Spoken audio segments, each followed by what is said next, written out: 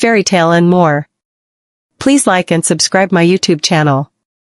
ایک دفعہ کا ذکر ہے کہ ایک گھنے جنگل میں ایک ظالم اور مکار بھیڑیا رہتا تھا۔ وہ ہمیشہ کمزور جانوروں کو ڈراتا، انہیں ستاتا اور اپنی بھوک مٹانے کے لیے شکار کرتا تھا۔ ہر جانور اس سے خوفزدہ رہتا، یہاں تک کہ جب وہ دور سے بھی نظر آتا سب اپنی جان بچا کر بھاگتے اور درختوں اور جھاڑیوں میں چھپ جاتے۔ بھیڑیا اتنا چالاک تھا کہ جب چاہتا جس جانور کو چاہتا پکڑ لیتا۔ وہ خاص طور پر ننھے خرگوشوں، ہرنوں اور جنگلی مرغیوں کو اپنا شکار بناتا تھا۔ ہر کوئی اس کے ظلم سے تنگ آ چکا تھا۔ ایک دن ننھا خرگوش اپنے دوستوں کے ساتھ کھیل رہا تھا کہ اچانک بھیڑیا جھاڑیوں میں سے نکلا اور زور سے غرایا۔ آج میں تمہیں نہیں چھوڑوں گا، تمہاری قسمت خراب ہے ننھے خرگوش۔ خرگوش خوف سے کانپنے لگا، مگر وہ بہت چالاک تھا۔ وہ جلدی سے بولا، جناب بھیڑیا، اگر آپ مجھے کھائیں گے تو آپ کا پیٹ تو بھرے گا نہیں، مگر میں آپ کو ایک جگہ لے جا سکتا ہوں جہاں بہت سارا کھانا موجود ہے۔ بھیڑیا چونک گیا۔ اس نے آنکھیں گھما کر خرگوش کو غور سے دیکھا اور بولا، کہاں ہے وہ جگہ؟ مجھے فوراً وہاں لے چلو۔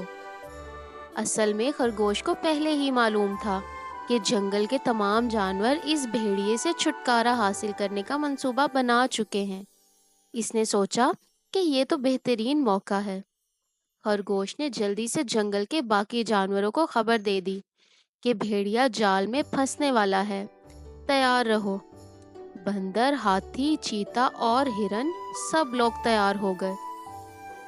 خرگوش بھیڑیے کو ایک گہرے اور پرانے کنویں کے پاس لے آیا اور بولا، یہ دیکھیں جناب، اس کنویں میں بہت زیادہ کھانا موجود ہے، بس آپ کو اندر جھانک کر دیکھنا ہوگا۔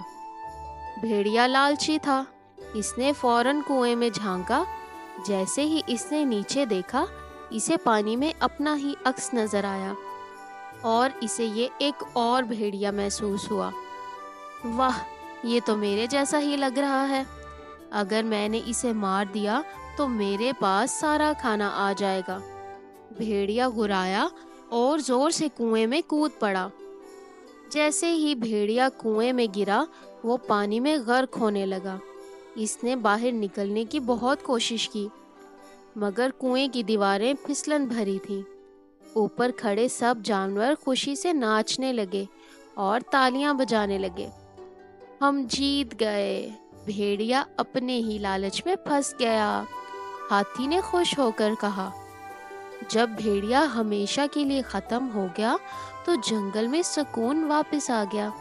سب جانور مل جل کر رہنے لگے، ہنسی خوشی کھیلنے لگے اور اپنی زندگی جینے لگے۔ اب انہیں کسی کا ڈر خوف نہیں تھا، کیونکہ اب انہوں نے آزادی حاصل کر لی تھی۔ پیارے بچوں، اس کہانی سے ہمیں کیا سبق ملتا ہے؟ اس کہانی سے ہمیں یہ سبق ملتا ہے کہ لالچ اور ظلم کا انجام ہمیشہ برا ہوتا ہے اور عقل مندی سے ہر مسئلے کا حل کیا جا سکتا ہے۔ اگر آپ کو یہ کہانی اچھی لگی ہو تو پلیز ویڈیو کو لائک کر دیں اور چینل کو سبسکرائب کر دیں۔ Thank you. اللہ حافظ۔